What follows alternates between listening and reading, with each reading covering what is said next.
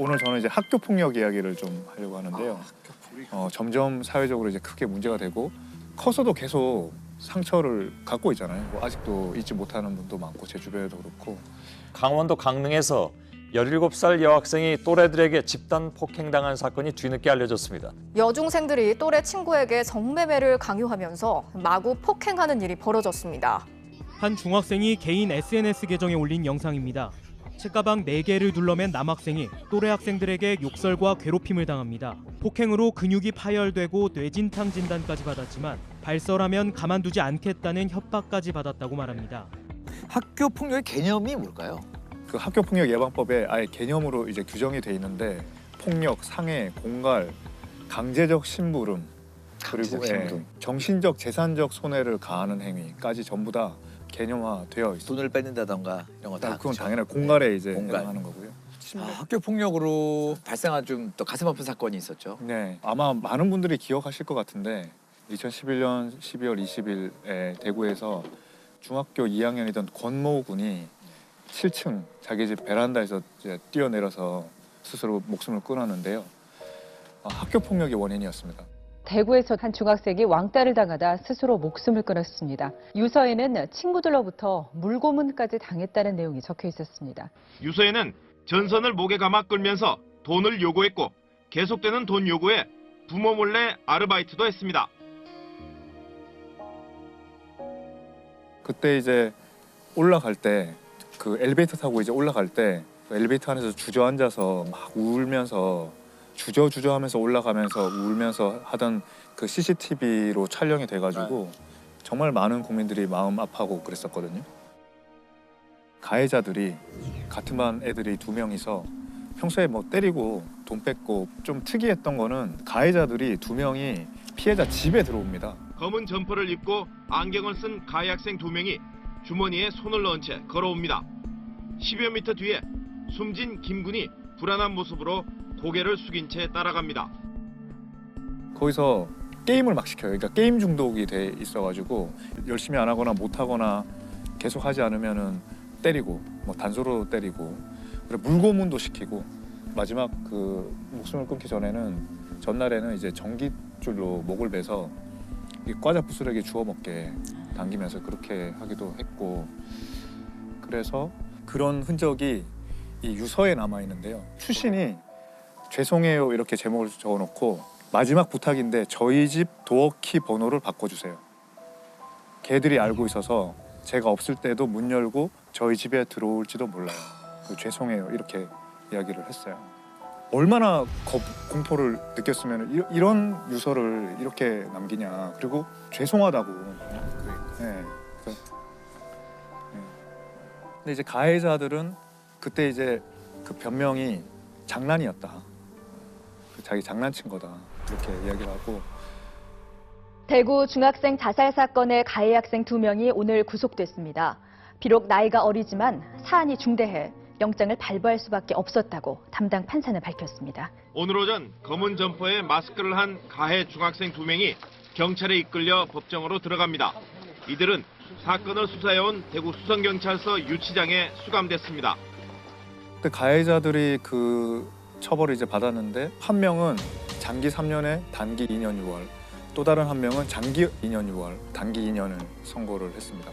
장기 단기는 어떻게 구별되는 건가요? 소년범죄는 징역형을 선고할 때 이게 부정기형이라고 하거든요. 단기만 복역해도 애가 이제 달라졌다라고 하면 이제 석방하는 거고 그렇게. 좀 신축성을 둔 거죠. 피해 학생들이 부모님이나 선생님한테 말을 안 하는 경우가 굉장히 많잖아요. 그 말하지 못하는 이유가 어떤 것들이 있을까요? 피해자의 부모님이 2분 다 교사하셨어요. 네. 근데 이제 그렇게 말을 못했던 게 가해자들이 자기 친척이 무시무시한 조폭이다. 말하면 너희 부모도 다 해친다. 피해자 그걸 믿은 거죠, 완전히. 믿을 수밖에 없었고. 근데 또 하나는 이 학교 여학생 중에 박모 양이 한 6개월 전에 목숨을 끊었어요.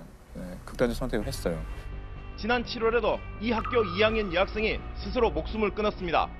자살 원인은 집단 따돌림 때문이었습니다. 첫 학생이 아파트에서 투신해 목숨을 끊은 것을 교통사고라며 대충 얼버무린 것이 돌이킬 수 없는 결과를 낳았습니다. 박 모양이 같은 반에 어떤 애가 왕따를 당하고 있었는데 그거를 그 교사에게 신고를 했어요. 전부 다 이렇게 벌을 준 거예요. 그냥 그 문제를 정확히 파악하지 않고 그런 와중에서 누가 신고를 했는지 드러나게 됐고 박 모양을 이제 괴롭히기 시작한 거예요. 따돌리고. 그러니까 극단적 선택을 한 거죠. 이런 일들이 있으면 권군이 뭐 학교에 말을 하면 하겠어요? 부모님한테 말을 하겠어요? 해결해 줄 수 없다 네. 이제. 네, 그렇게 한 거예요. 이게 일반적인 범죄와 다른 측면이 있거든요. 다른 측면 한 3가지 정도 요약하면은 먼저 잘 아는 가까운 사람의 범죄예요. 네. 관계성이 있는 거고 또 이게 지속성, 일회성으로 끝나는 게 아니라 지속성이 있습니다. 이게 은밀하게 이루어지는 게 아니거든요. 때로는 학교 다른 친구들이 보는 자리에서 벌어지는 일이다 보니까 모멸감이나 굴욕, 야 근데 그거 어디 잊어버려라, 티내지 말아라, 이게 가능하냐 이거예요. 이게 참 쉬운 문제가 아니거든요. 어떤 위로나 회복은 우리가 한번 같이 짊어지자. 짊어지기 위해서 뭘 해야 될지 우리 한번 고민하자. 그리고 저는 어른들의 생각이 잘 넘어온 어른들이 그 사람 문제로 깊이 못 들어가는 문제도 그게 굉장히 이제 있는 것 어른들이 같아요. 야 우리 때는 더 했어. 그거 그리고 야 시간 지나면 다 해결돼. 그래 다 잊혀지고 이렇게 생각하는 어른들이 많기 때문에. 중학교 다닐 때 맞으면서 큰다고 원래 애들은 그게 진짜 맞으면서 큰다. 문제인 그 말 거예요. 많이 했잖아요. 야, 안 되는데라는 생각이 좀 들었어요. 잔인함 때문에 논란이 됐던 학교 폭력 사건이 있었죠. 네. 2017년 8월 1일에 부산의 사상구에서 6명의 여학생들이 한 여학생을 이제 공장지대로 끌고 가서 의자로 내리찍고 그때 철제 무슨 공구 같은 걸로도 때리고 하도 많이 맞다가 이제 의식을 잃었는데 거기도 또 때리고 피범벅이 돼서 무릎 꿇고 있고 그런데도 때리고 막 그런 동영상이 촬영돼서 좀 사회적 공분이 일었었죠. 국민의 공분을 산 부산 여중생 폭행 사건 가해자들이 형사처벌 대신 소년범에게 내려지는 소년보호 처분을 받을 예정입니다. 재판부는 신체적, 정신적으로 미성숙하고 판단 능력이 성인에 못 미치는 소년에게 성인과 동일한 책임을 물을 수 없다며 교육을 통한 개선 가능성이 전혀 없다고 할 수 없다고 결정 이유를 밝혔습니다. 사건이 알려진 뒤 청와대 홈페이지에는 소년법을 악용하는 청소년들이 늘고 있다면서 관련 법 폐지를 주장하는 청원글도 잇따르고 있습니다. 이 소년범 처벌은 일반 성인 처벌하고 어떻게 좀 차이가 나는지 좀 알 수 있을까요? 그러니까 이제 이 사건이 제일 중한 애가 소년 보호 처분을 받았습니다. 소년 보호 처분. 10호 처분을 받았을 텐데요. 소년 보호 처분을 받았다는 거는 형사 처벌을 받지 않았다는 거거든요. 네. 그러니까 이론은 그냥 부모님이나 외부 위원한테 위탁을 해서 정기적으로 면담을 하게 하는 거고요. 가장 큰 10호는 소년원에 2년 가는 거. 그다음에 뭐 9호는 6개월 가는 거, 8호는 1개월 가는 거. 그다음에 6, 7호는 시설에 들어가는 거고요. 4, 5호는 보호 관찰을 받는 거. 3호는 사회봉사를 하는 거. 또 2호는 수업을 듣는 거, 수학 명령을 받는 거. 8, 9, 10호는 이제 소년원에 가는 거죠. 소년원은 학교입니다.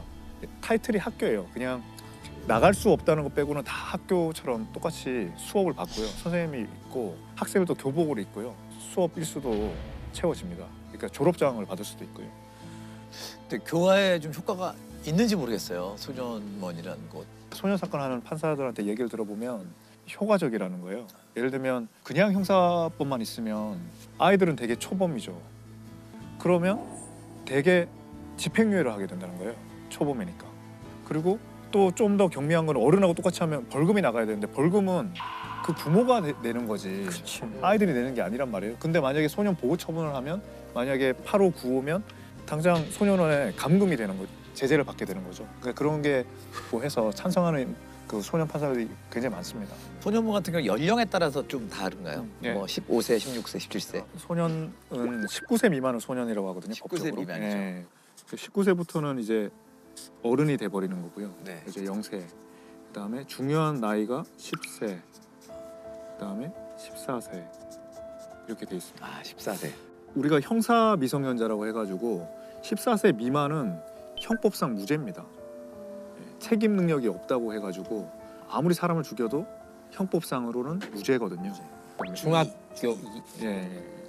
근데 소년법은 19세 미만을 다 커버하고 있거든요. 네. 그러니까 이 14세부터 19세는 소년 보호 처분도 되고 형사 처벌도 됩니다. 형사처벌. 네. 근데 이 중에 뭘 선택할 건지는 뭐 검사나 판사가 그때 사건을 보고 이제 선택을 하는 거죠. 만약에 소년 보호 처분은 최대한이 소년원 2년이기 때문에 이거보다 훨씬 더 중한 죄를 저질렀다라고 판단되면 이제 형사처벌로 가는 거죠. 형사처벌로 가면 아까 말했던 그 권군 사건의 경우에 형사처벌로 가는데요. 그래서 이제 그 징역형이 나온 거죠. 이걸 이제 범죄 소년이라고 그러고요. 10세부터 14세가 있습니다. 여기는 촉법 소년이라고 합니다. 촉법 소년. 이거는 형사 법령에 저촉되는 행위를 한 소년이라는 걸 줄임말로 하거든요. 이거 촉법 소년이라는 법적인 용어가 있는 건 아니에요. 이쪽은 형사 처벌은 안 되는 거고 무죄니까 소년 보호 처분만 되는 거죠. 근데 이제 그 0세부터 10세 사이는 이제 범법 소년이라고 해가지고 여기는 아무런 처벌도 안 되는 거죠. 이렇게 이제 나눠지고요. 그 촉법 소년에 관해서 특히 의견이 분분한 걸로 좀 알고 있거든요. 만 14세 이하의 아이가 알고 좀 악용한다던가. 말씀대로 굉장히 중한 살인죄를 저지른 경우도 왕왕 있습니다. 네. 2019년에 12월 26일에 초등학교 5학년 여학생인데 같은 반 여학생을 불러내서 흉기로 몇 차례를 찔러서 초등학교 5학년 여학생이 중인데 A양은 피해 어린이가 자신의 가족을 험담해 이런 일을 저질렀다고 경찰에 진술한 걸로 알려졌습니다. 저희 무죄죠. 형법상은 무죄죠. 일단은 기소할 수 없는 거죠. 네, 기소할 수 어떻게 없고. 돼요? 그럼 이제 촉법 소년이니까 소년 보호 처분을 할 수 있죠. 아까 말했지만 소년원을 가려면 8, 9, 10호인데 그보다 경미한 보호 처분을 받아서 또 여러 가지 뭐 사회적 논란이 있었던 것 같습니다.